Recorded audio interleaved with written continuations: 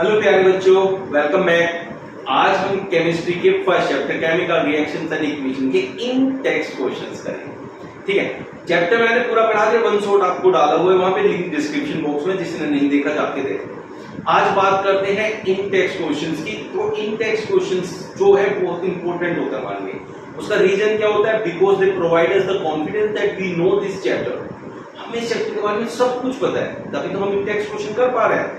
अब इन text question जहां हम अटक गए वहीं हमारा कॉन्फिडेंस चला जाता है। Confidence is the main thing जो हमारे पास हमें सब कुछ देता है मतलब। तो चलिए स्टार्ट करते हैं आज इसको। इसके इन टेक्स्ट क्वेश्चन आपको सिखाता हूं। तो पहला जो पेज नंबर 6 पे इन टेक्स्ट क्वेश्चन पहला है वो क्या है, why should a magnesium ribbon be cleaned before burning in air. ऐसा कोई भी क्वेश्चन आए जिसमें कहे कि सरफेस को क्लीन करना है, उसका सीधा सा एक ही आंसर है। वो क्या है भाई, सुनो। जैसे ये मैग्नीशियम है, मैग्नीशियम जो होता है बच्चों ये बहुत एक्टिव एलिमेंट है, रिएक्ट करता है दबा के। ठीक है, तो ये क्या करता है जब स्टील पड़ा हुआ है, अब क्या है कि ये स्टील पड़ा हुआ है तो कवर्ड तो है नहीं, जो इसकी सरफेस है वो क्या होती है, एटमॉस्फेयर में जो प्रेजेंट एयर है उसके अंदर की ऑक्सीजन से रिएक्ट करके ये बना देता है मैग्नीशियम ऑक्साइड। ठीक है, तो क्या बन जाता है, यहां बन जाएगा आपका मैग्नीशियम है और plus O2 gives MgO, magnesium oxide. अब यहाँ O है 2, तो यहाँ 2 ऐसे करते हैं बैलेंस। बैलेंसिंग मैंने बहुत अच्छे से सिखा दी उसमें। तो यहाँ ये जो प्रोटेक्टिव लेयर है MgO मैग्नीशियम ऑक्साइड की, ये उस पे एक प्रोटेक्टिव लेयर का काम करती है। मींस फर्दर अब जो काम होना है, मतलब जो रिएक्शन होनी थी वो हो गई, अब आगे रिएक्शन नहीं होने देगा। भाई एक तरीके से समझ लो, खाना है, एक आदमी का पेट भर गया है, अब उसके आगे खाना लाके रख दो तो क्या वो खाना खाएगा? नहीं खाएगा, भाई पेट भरा हुआ है। लेकिन जैसे उसे भूख लगेगी वो दोबारा से उस खाने को खाएगा। तो इसके ऊपर जो प्रोटेक्टिव लेयर है, इट मींस उससे जो आपको रिएक्शन करना था वो हो चुका, उसे हटा दो, वो फिर से भूखा हो जाएगा, मतलब फिर से रिएक्शन करने के लिए रेडी हो जाएगा। तो इसलिए उसको हम क्या करते हैं, रिबन को क्लीन करते हैं before burning. This is the proper answer. ठीक है, तो अगर आपको इसको लिखना है तो आप लोग यहां से कॉपी कर सकते हैं। This is your answer. Magnesium gets covered with a layer of magnesium oxide when kept in air for a long time. This layer hinders the burning of magnesium, hence it is to be clean before burning. ये answer particularly आप लिख सकते हैं, screenshot लेना, बाद में याद करने के काम है। समझा मैंने दिया है। चलो सेकंड क्वेश्चन। अब यहाँ क्या है आपके पास, सेकंड क्वेश्चन में right the balanced equation for the following chemical reaction. तो जो ये गिवन है ना, ये है वर्ड फॉर्म में आपकी रिएक्शन का रिप्रेजेंटेशन। तो रिएक्शन को हमने वर्ड फॉर्म में लिखा है। ठीक है, अब यहाँ लिखा है hydrogen plus chlorine gives hydrogen chloride. उसने कहा है कि पहले तो इसे इक्वेशन बनाओ और इक्वेशन बनाने के बाद उसे बैलेंस करो। इक्वेशन क्या होता है, इसका सिंबॉलिक रिप्रेजेंटेशन।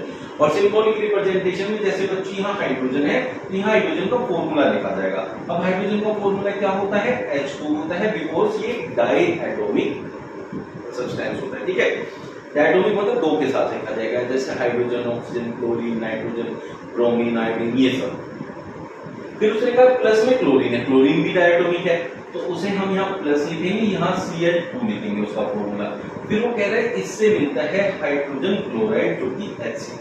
तो इस तरीके से आप क्या करेंगे, पहले उनके फॉर्मूले के अकॉर्डिंग उसको लिख देंगे। तो ये जो रिएक्शन थी, इस रिएक्शन को मैंने इक्वेशन में कन्वर्ट कर दिया। This is the conversion of reaction into equation. अब इसको करना है बैलेंस। क्यों करते हैं बैलेंस, ताकि law of conservation of mass को वो फॉलो करे। ठीक है, अब जैसे यहाँ हाइड्रोजन की 2 एटम है, इधर हाइड्रोजन का 1 एटम है, दोनों तरफ बराबर बराबर एटम करने हैं सारे एलिमेंट्स में, तब वो बैलेंसिंग कहलाती है।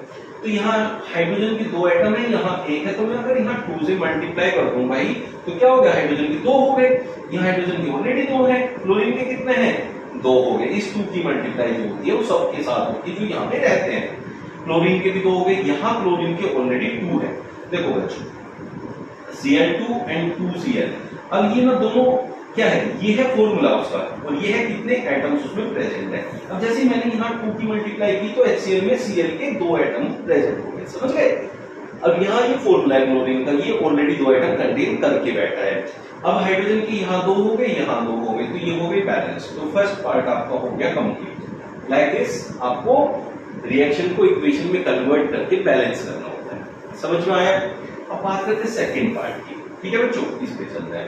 उसने कहा बैरियम क्लोराइड, बैरियम जिसकी वैलेंसी होती है बच्चों 2 और क्लोरीन की होती है 1, ये इधर जाता है, ये इधर जाता है, तो इट मींस BaCl2 आपका फॉर्मूला बन गया, ये लिखना है आपको, ठीक है।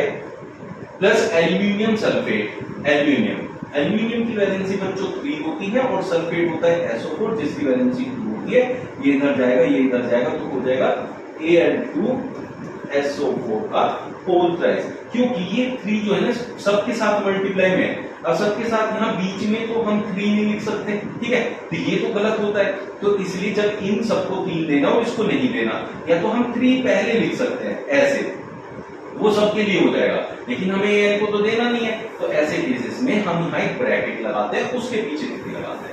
भाई वीक से वीक बच्चे के लिए क्लास होनी चाहिए, ठीक है, जिनको आता है वेल एंड गुड, जिनको नहीं आता तो ये यहाँ सीख जाओगे, और कहीं का मुझे पता नहीं, ठीक है, ये हो गया।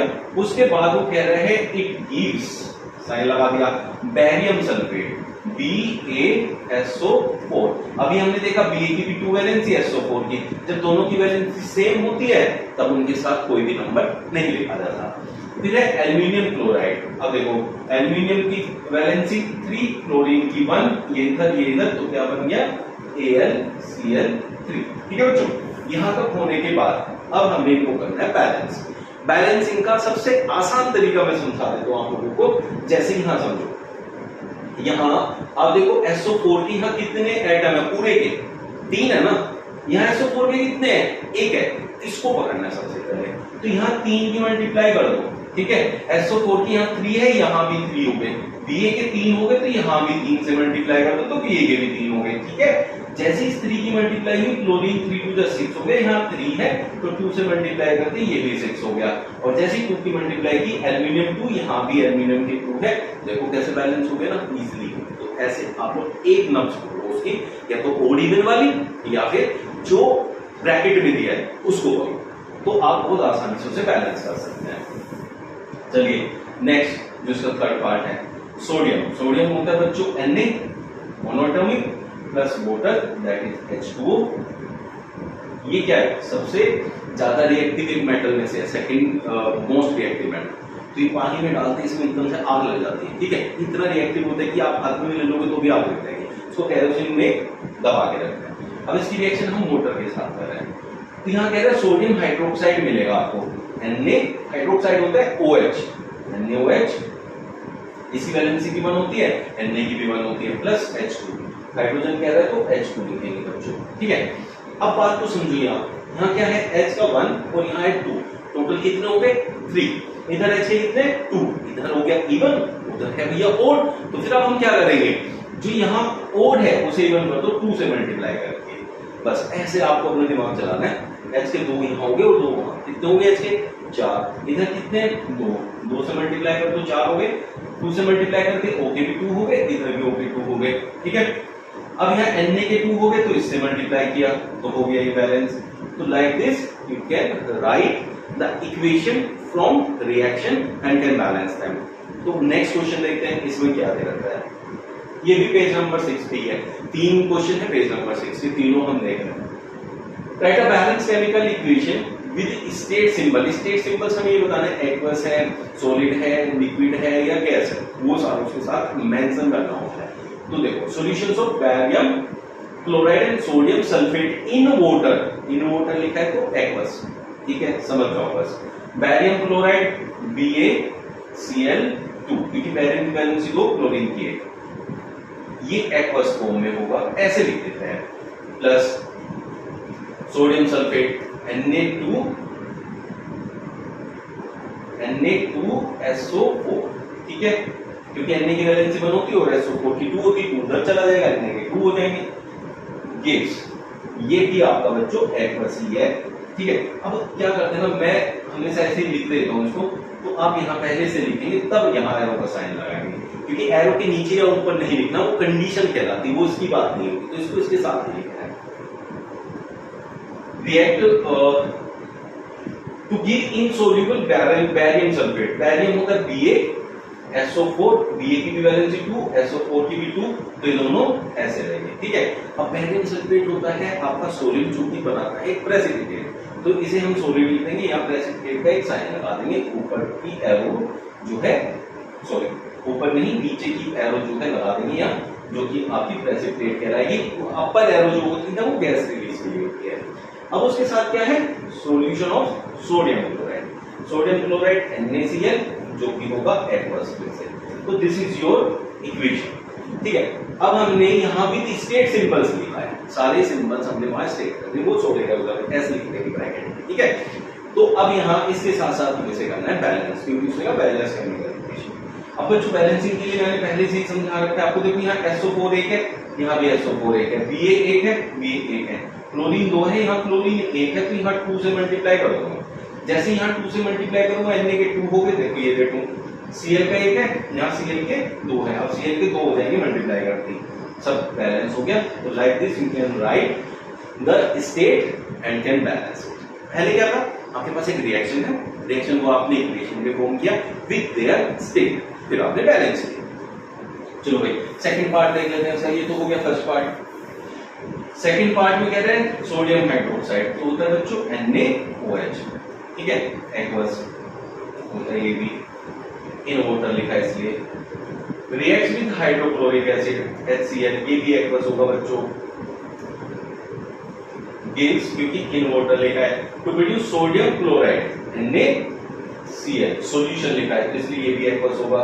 और प्लस वाटर, वाटर होता है बच्चों H2O, जो कि L लिखा जाएगा लिक्विड। समझ में आ गया? इस तरीके से आप इनकी स्टेट लिख देते हैं। स्टेट लिखने में कोई दिक्कत नहीं रहेगी। अभी आपको बैलेंसिंग आपको सिखा दी है, ये होमवर्क है, इसको बैलेंस करना है, कमेंट में लिखना है। नेक्स्ट क्वेश्चन में अभी कराता हूँ, बट इसको आपको कमेंट बॉक्स में लिख देना है। और बढ़िया लग रहा है ना सेशन, तो भाई लाइक कर देना जरूर। अब पेज नंबर 10 में पहुंच गए, 6 से हम पहुंच गए 10 में। A solution of substance X is used for white washing. एक सब्सटेंस है X, ठीक है, उसका सॉल्यूशन बना के हम दीवारों पे लगाते हैं, जिसको कहते हैं व्हाइट वॉशिंग। और हमें तो सर सिखाया व्हाइट वॉशिंग तो कैल्शियम हाइड्रोक्साइड से होती है, तो सही बात है। तो कैल्शियम हाइड्रोक्साइड हम लगाएंगे जो व्हाइट वॉशिंग के लिए होगा। लेकिन ये कैल्शियम हाइड्रोक्साइड जो होता है CaOH का ऑक्साइड, ये आता कहां से है? ये आता है कैल्शियम ऑक्साइड की जब रिएक्शन पानी के साथ कराते हैं तब आता है। तो इट मींस उसे क्या, solution of substance X, solution किसमें बनाया हमने? पानी में। ये हो गया, किसका सॉल्यूशन है? कैल्शियम ऑक्साइड का। कैल्शियम ऑक्साइड का सॉल्यूशन होकर कैल्शियम हाइड्रोक्साइड मिला है, तो सॉल्यूशन किसका है? कैल्शियम ऑक्साइड का। यही X है, क्योंकि उसमें क्या, सॉल्यूशन ऑफ X, ठीक है। Solution of substance X is used for white washing. अब बच्चों इसका नाम क्या होता है? क्विकलाइन, ठीक है, क्विकलाइन बोलेंगे या फिर कैल्शियम ऑक्साइड। फिर इसको क्या कहते हैं? स्लेग लाइन, ठीक है बच्चों। अब उसने आगे बोला है, अब आपसे पहले क्वेश्चन का आंसर तो सीधा CaO हो गया, ये पूछा था जिसका नाम है QUICP, क्विकलाइन, ठीक है बच्चों, या कैल्शियम ऑक्साइड। दूसरा right the reaction of the substance X naming about the with water, वो मैंने करके क्वेश्चन ही वहीं से सॉल्व किया हमने, समझ गए? तो इसको लिखने में तो हमें कोई दिक्कत आने वाली नहीं है। चलो नेक्स्ट पे चलें। क्वेश्चन नंबर 10 पेज के क्वेश्चन कर रहे हैं, सेकंड क्वेश्चन पे आ गए। Why is the amount of gas collected in one of the test tube in test book activity? Activity यहाँ देखने को नहीं मिलेगी, लेकिन उसमें ब्रैकेट में लिखा है इलेक्ट्रोलाइसिस ऑफ वाटर। तो इलेक्ट्रोलाइसिस ऑफ वाटर में क्या होता है? हमारे पास पानी है, इलेक्ट्रिसिटी पास करते हैं, तो वो ब्रेक हो जाता है हाइड्रोजन एंड ऑक्सीजन में, ठीक है बच्चों, समझ में आ गया? अब भाई पहले तो आप एक चीज करो, इसे बैलेंस करो। बैलेंस करोगे तो क्या होगा, यहाँ H के 2 है, यहाँ भी है, यहाँ O के 2 है, लेकिन O का 1 है तो 2 से मल्टीप्लाई किया, लेकिन H के कितने हुए? 4, तो यहाँ 2 से मल्टीप्लाई कर दिया। अब यहाँ सिंपली एक चीज देखो, इसका जब इलेक्ट्रोलाइसिस हुआ है तो यहाँ 2 एटम मिले हैं, 2 मॉलिक्यूल मिले हैं, किसके? हाइड्रोजन के, और एक मॉलिक्यूल किसका है? ऑक्सीजन का। तो जब यहाँ मॉलिक्यूल ही डबल मिल रहे हैं ऑक्सीजन वाले से, तो उसका अमाउंट तो डबल ऑटोमेटिकली हो गया ना। तो इसलिए हम कहेंगे कि भाई यहाँ ये 2 मॉलिक्यूल मिलते हैं जब इलेक्ट्रोलाइसिस ऑफ वाटर होता है हाइड्रोजन के, और एक मॉलिक्यूल मिलता है ऑक्सीजन का। That's why the amount of hydrogen gas will be double that of oxygen gas. Clear हो गया बच्चों? ये रिएक्शन जरूर लिख देंगे सर आपने।